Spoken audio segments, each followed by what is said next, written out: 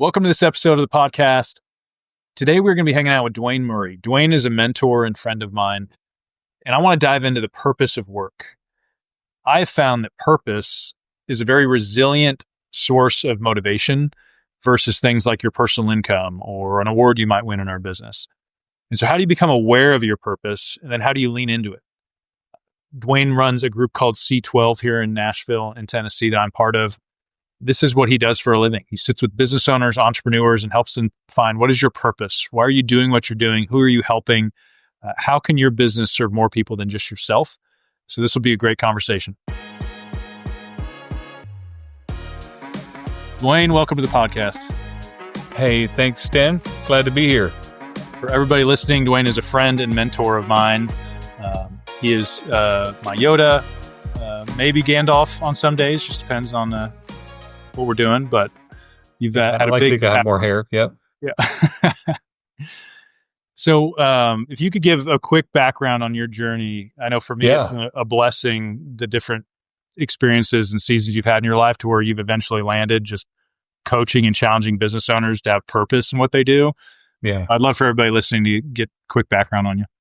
Thanks. I'd love to share that. So backing up on my story, when I was in college, finishing up college, I'd done the cool thing of actually finishing in 3 years. Yay me, I'm done. I'm going to finish early. And I had no idea what I was going to do next. And you got all of your partying done in 3 years? I did all of my partying. There was no partying. I lived in another side thing. I lived in a retirement center. Hey, like an assisted living facility for a year of my last year of my schooling. That's another story. Yeah. Anyway, as I finished up, I didn't know what I was going to do for sure. And my mom, after I kind of poked into different areas, I might have joined Northwestern as an advisor. That was an option. Hey, and my mom said, "Well, have you thought about healthcare? It's a guaranteed job always." And I said, "Well, no, I haven't."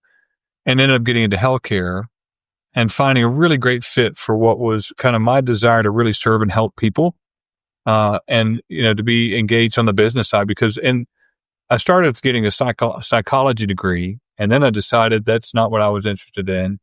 Let me get a degree that I can finish pretty quickly. And I got into business by default. I can finish a business degree quick, and found out I loved it. I loved business. I loved being curious about it, and I love serving others. And healthcare became that track that I could follow that would do both. Allow me to practice a skill of business, allow me to serve others. And so I thought that was going to be there. And it aligned with where I was spiritually. I really wanted to be someone who was a servant leader. And so that's where I was going to start. Well, 12 years into that, great career, going well, could have stayed in it, had an opportunity to upgrade, to change from one great role to the next greater role. And simultaneously, my church said, "Will you come be our executive pastor?" Didn't know what that was. Wasn't sure that was a good idea or not. Just really leaned into my relationship with God and just said, "Is this who you made me to be? Is this what I'm here for?" And he really gave me an either or. He said, I'm happy with if you stay in healthcare and serve me, or I'm happy if you go into the church and serve me. And that was a great freedom that I had. And so I chose the church. And I thought, well, that's the path less traveled. I'm going to go ahead and do that. Learn that role. Did you partially make that decision because it was the one that made you most uncomfortable? Probably, yeah. It felt I would say no. Actually, let me back. I would say that I felt the most obedient. Got it. Like I felt the most surrendered to something that this doesn't make sense, and yet it feels like what I'm supposed to do. And I think what I got out of that, what I was looking for in trying to seek a psychology degree, I got in becoming a pastor, because I got a chance to pastorally coach people and counsel with people in hard times. And that was instrumental for me, and, got a lot of other skills and development, learned some other leadership skills in a different environment. There's one thing to lead in healthcare when you're paying people a paycheck. It's another thing to lead in the church when your majority of your workers are volunteer. Wow. And the only income you get is whatever they give to the church. Wow. So that became really challenging, but that was a great step. And I thought I was going to retire in that. Had planned my senior pastor and he had said, when I retire, about 2 years later, you can retire. And I'm like, I'm good with that. That'll be a good plan. Mm-hmm. But I really recognized and got an itch for, I think I was supposed to be back in the marketplace. I think I'm supposed to be in business doing something, and not good timing. Like 2 kids in college, a third that was going to be in college within a couple of years. And I'm like, this sounds foolish.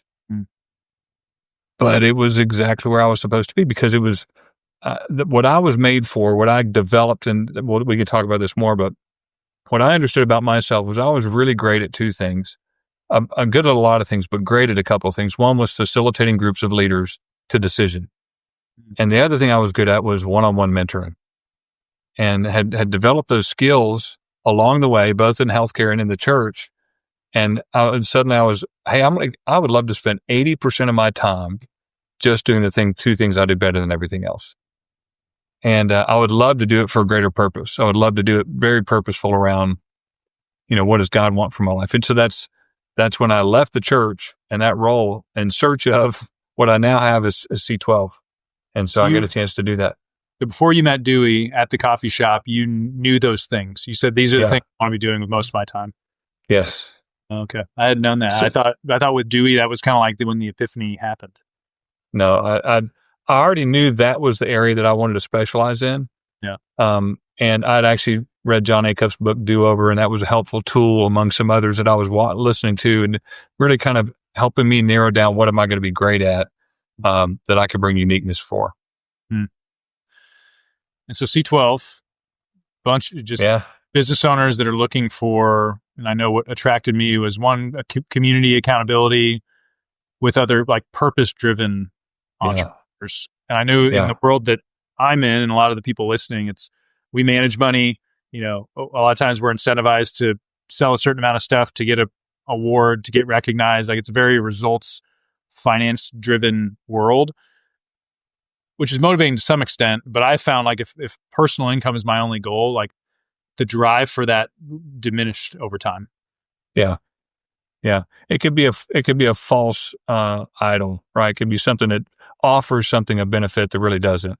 And it's only after we make some achievements related to that we go, that's not what I'm really after.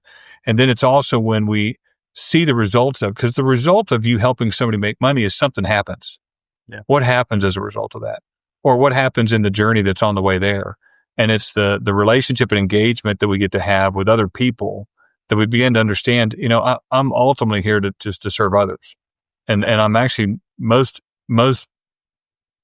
the fullest version of myself when I'm serving somebody else in the place that I'm gifted in, right? Outside of gifting, that could be really bumpy. Yeah. So C12, national organization, everybody listening, definitely look it up. I've been part of C12 for 7 years. It's a helpful reset every month when we spend a day together and then we get one-on-one time together. I'd love for you to unpack and share with us like what you've learned about business owners, the tension they face with leading people well, making income for themselves. Yeah. Always this kind of churning or this feeling inside, at least for a lot of them, maybe everyone, they just don't all recognize it, of like, do I have more to give? Like what's this all for? Yeah. Well, I'm going to use Simon Sinek's words, start with why. If you really dig into what's the why, what's the unique thing that I've been gifted to do, and in my relationships, I think of financial advisors, in the relationship that I'm going to have with a number of individuals, families, business owners, or employees, right? In those interactions, I'm going to have an opportunity to make an impact. If I don't start with why, man, the day-to-day grind of working with other people, the resistance we experience, whether that be through people we work with, clients, or whether it be people we work alongside with, right? That's going to be hard to endure without clear why. Yeah. Whether I was in the church, whether I was in healthcare, or whether I'm in this role now, my why keeps me grounded.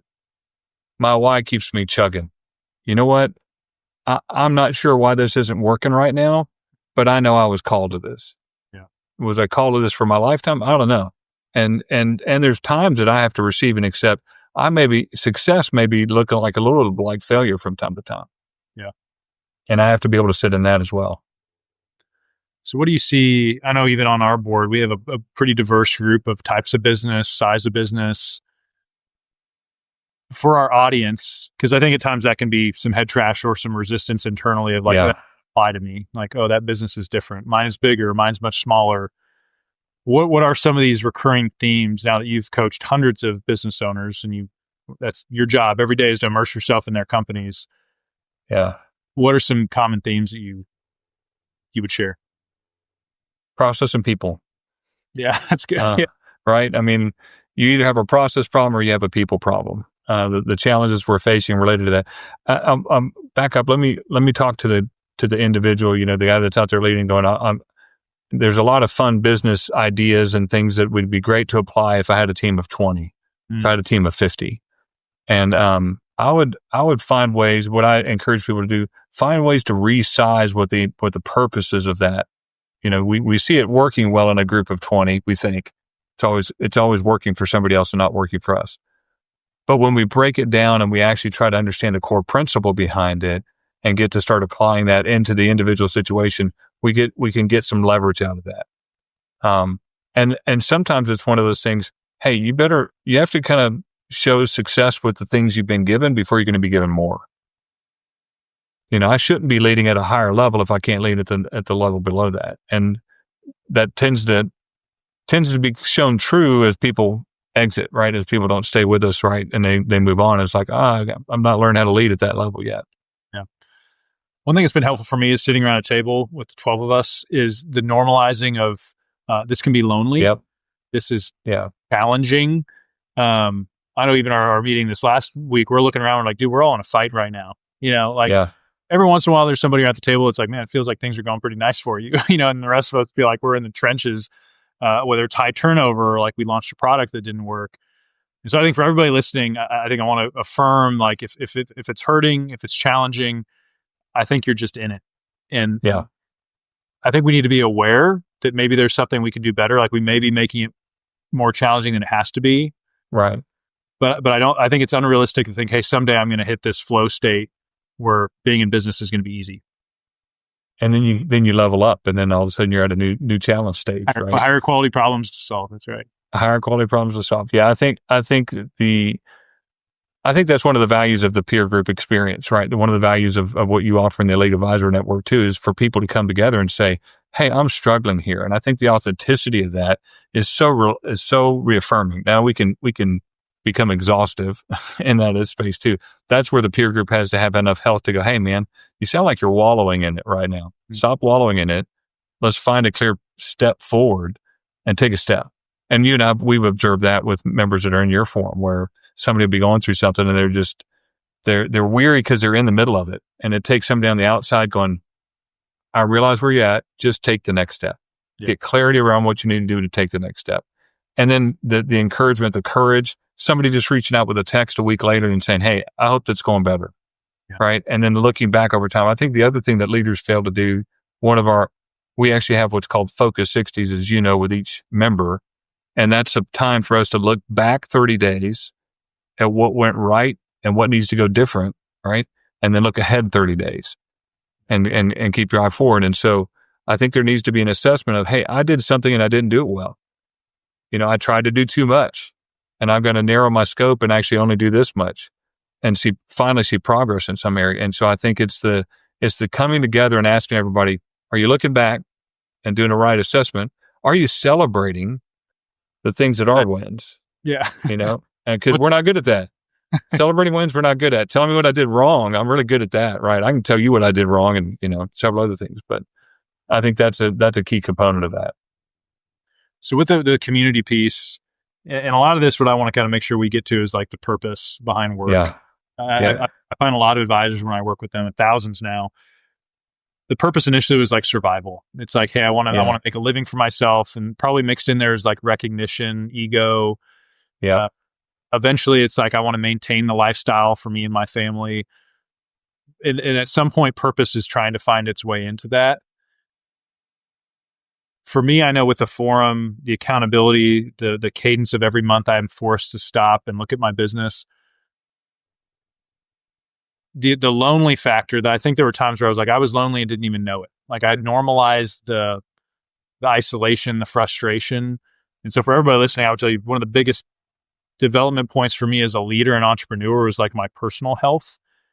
And I look back and laugh, and I'll even ask you this question. I've never asked you this before. How long it took me to settle into the community and be real.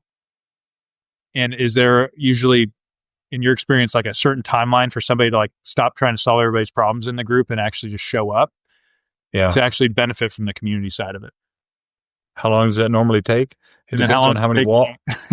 Depends on how many walls you've barricaded yourself in with. The more life experience, especially hardships that somebody's gone through, the more walls they've got up. Yeah. And those are protective walls. That's places where they've learned to not let people in, to not trust people, and or we've had enough people leave us in our lives, divorce and parents or those kind of. We've watched enough people leave us in our lives that we're pretty guarded about sharing it openly with anybody, but especially a group setting. Guys in group settings don't tend to share. Yeah, that's right. That's not a safe environment. Just a lot of grunt. Right. Well, I mean, all sports taught us that. I mean, even in the sports realm, you didn't show up as your real self. You showed up as the best version of yourself you could and hoped you wouldn't get squashed. That's right. And it's just kind of the environment. So I think it really does depend on the length of time somebody sat in their own isolation, right? And they've learned to kind of survive without other people, and then they've got to go, I want to let. And what happens is I watch somebody else let their wall down, and it was safe for them. And I'm, oh my gosh, that's so helpful, right? That guy just admitted he feels like he's failing. One of the guys in our forum is classic at saying, I feel like such a failure as compared to other people in this group. That's so like everybody else rallied around that and goes, wait, me too. I think I should be accomplishing more. I should be making more of the opportunity I've been given. That's my latest, right? That I'm trying to deal with. But I think that yeah, and it doesn't happen until you start getting around people, and you have to keep an environment, create an environment that's truly trustworthy, right? And sometimes that's calling people out for being ego, right? Hey, you're being an egomaniac, and I'm not feeling safe around you right now. Yeah, I appreciate that none of us are trying to sell each other stuff in there. I know early networking groups and things, it was like you always kind of had your business hat on, your face of like, is there an opportunity? I mean, at least I know for our forum, like we come in, it's like, well, I want nothing from you guys except, accountability, encouragement, relationship, which I think C12 does a great job with that. Yeah, we have a no solicitation policy, and but now once people know that you're an advisor, if they want to self-select you and have a conversation with you, that's totally permissible. And it's for the exact reason you just described. Otherwise, we put on a different face. Yeah. When I know I'm going to be sold, I put on a different face, a different posture. You and I have a different relationship until we move past that. And so that's why we protect that at all costs, because that's what's crucial. Yeah, I think for me, the reason I was laughing is like I bet I'm 2 or 3x the average timeline of showing up for real. Because in our business, it's like you're kind of always on. Like you want to come across a professional that has it together, has all the answers. And for me, that helped me as an advisor. Yeah. But it hurt me in community and relationship, because not that a lot of people told me, but I feel like there was a lack of genuine connection. And nobody has it all together. But if you try to make it like you do, I think for me, that was, I wasn't fully aware of it, and then I was becoming aware of it, and then it still took time. Yeah. Yeah. Totally accurate, and, not surprising. And, you were patient with yourself in that environment. You didn't, there was no rushing you from that standpoint. I think there were times when you'd be like, no, this is the way I am. And it's like, okay, we'll wait and see how that works out. So you think that's true? Patient. Yeah. Well, the whole group was, and then to watch you now be as patient with other people, right? We got a new guy that, that's in the group, as and, watching him showing up, right? It's part of the process for what happens with that. Yeah. So with purpose, you work with business owners of all sizes, all income amounts, all employee counts. What do you think? What's the theme? What's the common piece here? If somebody's listening, whether they're unaware of it, aware of it, but not sure what to do with it, or like trying to fully live it out, let's dive into purpose of work. Yeah. Purpose of work. I was giving this some thought, and of course I wanted to run to 2 or 3 books that I know have talked about it well and talked about that. And I decided, okay, I'm just going to keep it simple from, this is Duane's collection of what he's seen over hundreds, as you said, hundreds of one-on-ones with different people. Yep. And I really feel like purpose of work is provision, serving others, and being a co-creator. So, provision is the obvious, right? We're giving work as an opportunity for us to provide for ourselves, provide for our community and people around us, right? So it's a provision factor. I'm reminded, if you want to go to earliest text, earliest scripts that are out there about why was work created. I mean, God created work before there was the fall of man. He created work, and he blessed it. God worked for 6 days, and then he rested on the seventh. Right. So, we have that as our example, that it's a way of provision. The problem is when we make it only about provision. Yeah. Or we make it into the idol of identity. Man, when I want my work needs to become my identity, and I've got to succeed at my work, or else suddenly I'm a failure. And then we have a failure identity. So, it is provision, but it's not just that.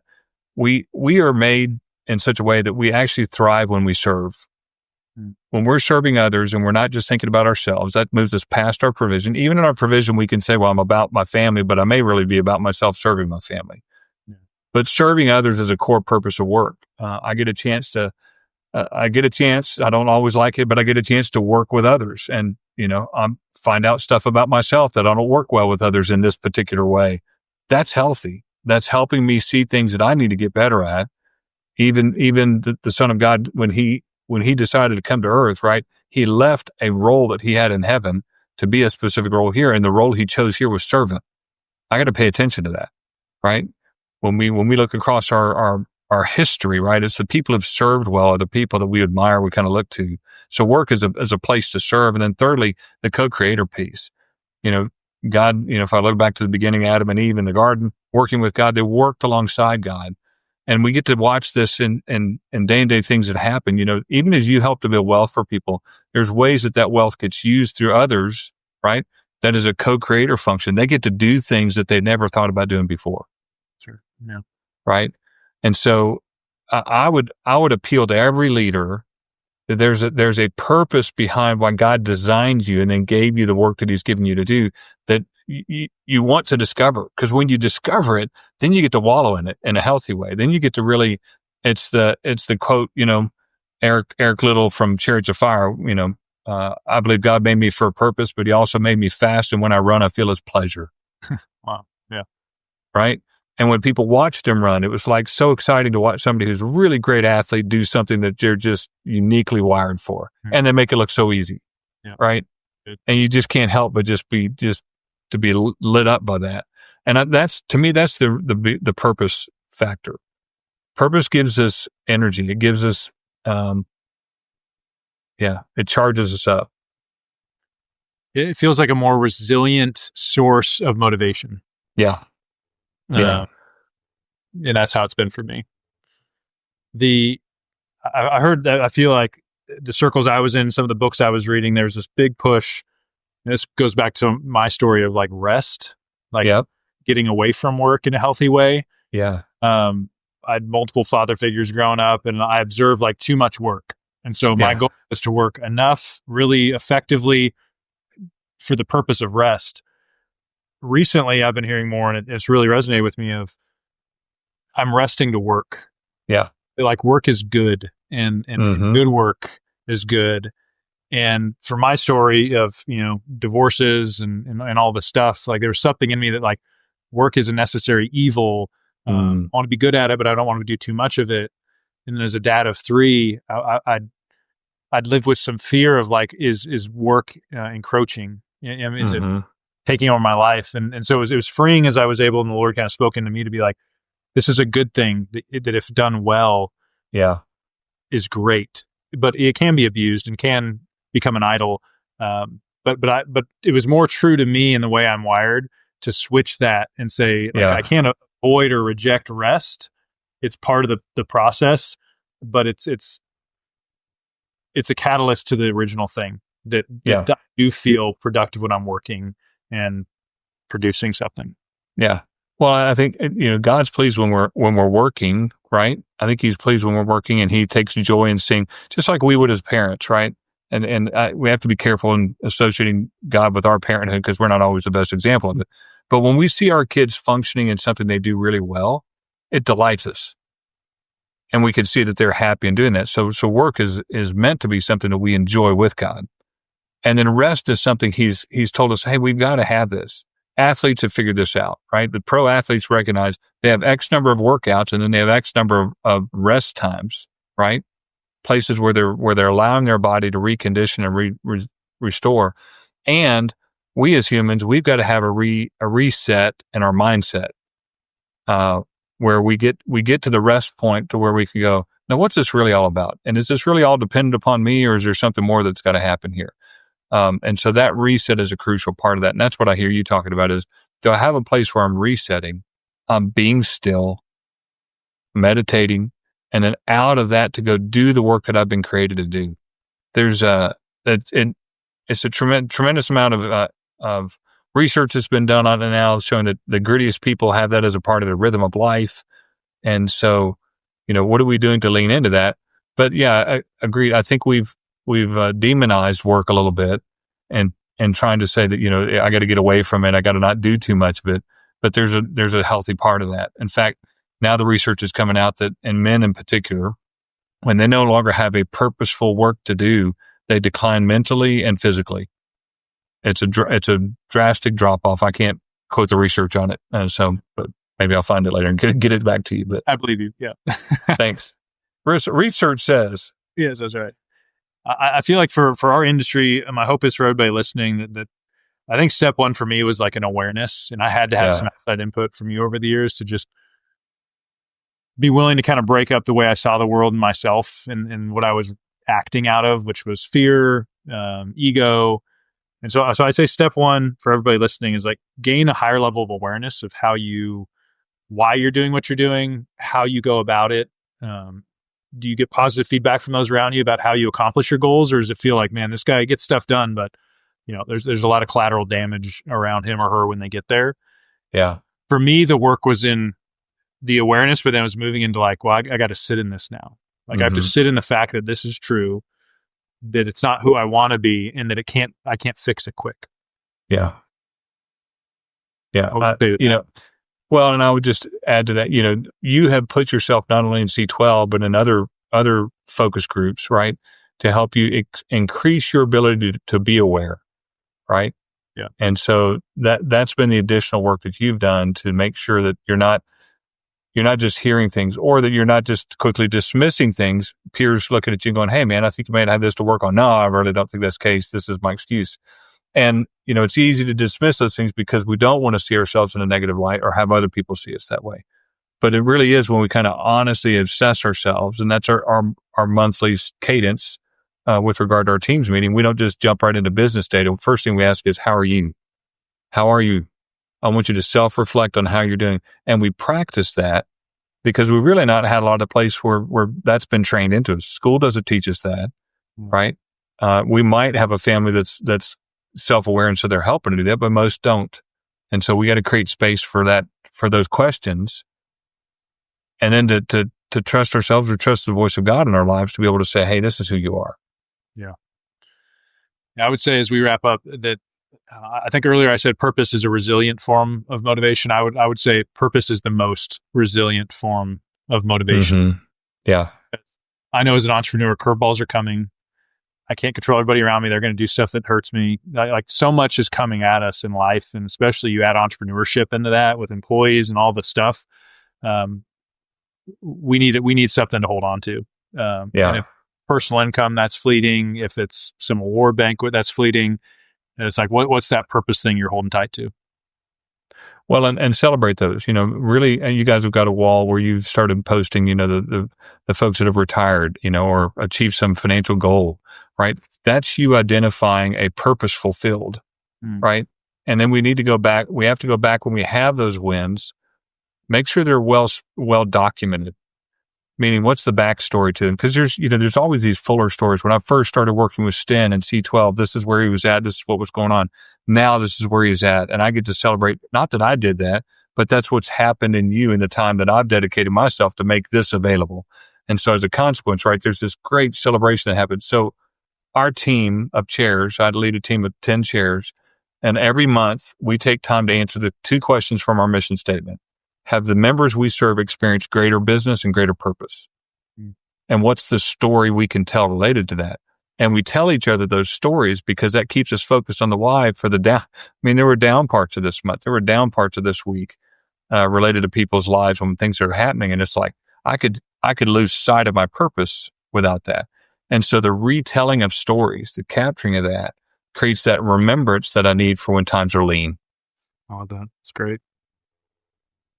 I appreciate you, brother. This is helpful. Hopefully everybody listening. Yeah, I think it's a deep topic, but I think there's some layers on the surface that are worth scratching. I think it's work to get into it, and it reveals stuff and leads to a next step and a next step, but it's definitely worth it. Well, good job on doing the work, and thanks for sharing your story with us and on your podcast. This is great. Thank you. Talk soon.